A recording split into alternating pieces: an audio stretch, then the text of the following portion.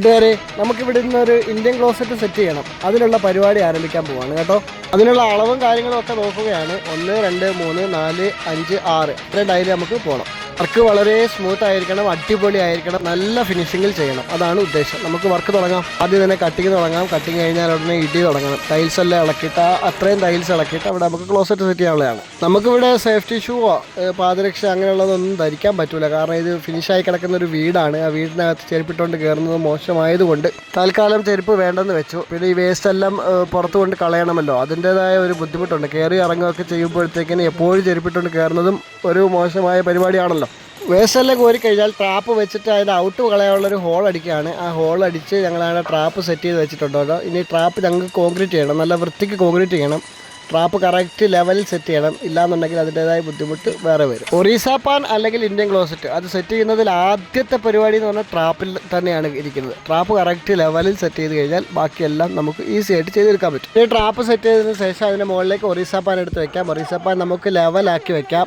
ആ ലെവൽ ചെയ്ത് വെച്ച് നമുക്കതിട്ട് ഉറപ്പിക്കണം. കോൺക്രീറ്റിലാണ് ഉറപ്പിക്കുന്നത് കേട്ടോ. 2 സൈഡും കോൺക്രീറ്റിലാണ് ഉറപ്പിക്കുന്നത്. കുറച്ച് മണ്ണൊക്കെ നമ്മൾ കയറ്റും.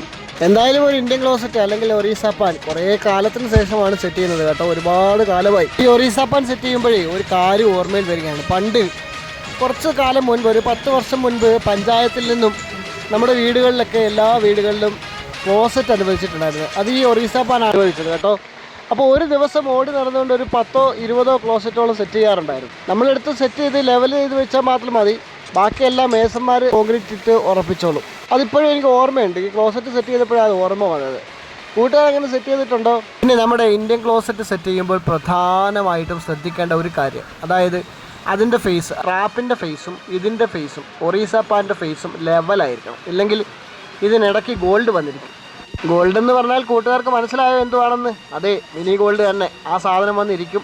അത്ഭുതം എന്താണെന്ന് വെച്ച് കഴിഞ്ഞാൽ സാധാരണ എല്ലാ ക്ലയൻറ്റുകളും ഇന്ത്യൻ ക്ലോസറ്റ് എടുത്ത് മാറ്റിയിട്ട് അവിടെ യൂറോപ്യൻ ക്ലോസറ്റോ അല്ലെങ്കിൽ പുതിയ ടൈപ്പിലുള്ള ക്ലോസറ്റോ സെറ്റ് ചെയ്യാറാണ് പറയാറുള്ളത്. പക്ഷേ ഇവിടെ നേരെ തിരിച്ച സംഭവിച്ചത്. ഇവിടെ ഒരു ഇന്ത്യൻ ക്ലോസറ്റ് വേണം എന്ന് ഈ ആവശ്യം നമ്മളോട് എടുത്ത് പറഞ്ഞപ്പോൾ ഞാൻ എടുത്ത് ചോദിച്ചു, ഇന്ത്യൻ ക്ലോസറ്റ് തന്നെ അല്ലേ, അതോ വേറെ ടൈപ്പ് വാൾ ടൈപ്പോ അങ്ങനെയുള്ള ഏതെങ്കിലും ടൈപ്പാണോ എന്ന് ചോദിച്ചപ്പോൾ അദ്ദേഹം പറഞ്ഞത് നമുക്കൊരു ഇന്ത്യൻ ക്ലോസറ്റ് അത്യാവശ്യമാണ്, വളരെ ആവശ്യമാണ്, അതുകൊണ്ട് ഇന്ത്യൻ ക്ലോസറ്റ് തന്നെ വേണമെന്ന്. എന്നാൽ ആയിക്കോട്ടെ എന്ന് ഞങ്ങളും പറഞ്ഞു. കാരണം വളരെ അപൂർവമാണ് ഇന്ത്യൻ ക്ലോസറ്റ് ഒക്കെ ആൾക്കാർ ആവശ്യപ്പെടുന്നത് ഇപ്പോൾ.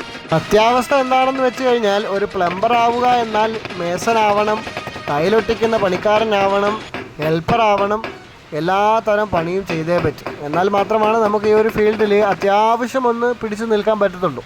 നമ്മൾ ഇളക്കിയ ടൈൽസ് അതേപോലെ തന്നെ നമ്മൾ സെറ്റ് ചെയ്തിട്ടുണ്ട്. ക്ലോസറ്റും അതേപോലെ തന്നെ സെറ്റ് ചെയ്തിട്ടുണ്ട്. എല്ലാം സെറ്റ് ചെയ്ത് ഫിനിഷാക്കി വർക്ക് വേറെ ലെവലാക്കി ചെയ്തെടുക്കും. ഒരു വർക്ക് കഴിഞ്ഞാൽ പിന്നെ അവിടെ നന്നായിട്ട് ക്ലീൻ ചെയ്യുക എന്നത് ഞങ്ങളെല്ലായ്പ്പോഴും ശ്രദ്ധിക്കുന്ന ഒരു കാര്യമാണ്. വളരെ നന്നായിട്ട് തന്നെ ഫിനിഷ് ചെയ്തിട്ട് ഒരു പൊട്ടും പൊടിയും ഇല്ലാതെ ഞങ്ങളത് ക്ലീൻ ചെയ്യും. അത് ഞങ്ങളുടെ ഒരു കടമയായിട്ട് തന്നെയാണ് കാണാറുള്ളത്. അങ്ങനെ വർക്കെല്ലാം ഫിനിഷായി അവസാനം ഒരു ബക്കറ്റ് വെള്ളം ഒഴിച്ചും ചെയ്ത് ഫിനിഷാക്കി. അങ്ങനെ 6 ടൈൽസിന് പകരം അവിടെ ഒരു ക്ലോസറ്റ് സെറ്റ് ചെയ്തെടുത്തു. കണ്ടോ കൂട്ടുകാരെ, വർക്ക് ഞങ്ങൾ നന്നായിട്ട് പെർഫെക്റ്റായിട്ട് ചെയ്ത് ഫിനിഷാക്കിയിട്ടുണ്ട്. അതാണ്ട് ഇവിടെ ഉണ്ടായിരുന്ന 6 ടൈൽസിന് പകരമാണ് നമ്മളവിടെ ആ ഒരു ക്ലോസറ്റ് സെറ്റ് ചെയ്തെടുത്തത്. കൂട്ടുകാരെ, നമ്മുടെ വർക്കിനെ കുറിച്ചുള്ള നിങ്ങളുടെ അഭിപ്രായവും വിലയിരുത്തലും കമൻ്റായിട്ട് രേഖപ്പെടുത്തണം. ഇഷ്ടപ്പെട്ടിട്ടുണ്ടെങ്കിൽ മറ്റുള്ളവരിലേക്ക് എത്തിക്കണം. നിങ്ങളുടെ വിലയേറിയ സപ്പോർട്ടും ഷെയർ, ലൈക്ക് അത് നിർബന്ധമായിട്ടും വേണം. അപ്പോൾ ഓക്കെ, ബൈ ബൈ. അടുത്ത വീഡിയോയിൽ കാണാം.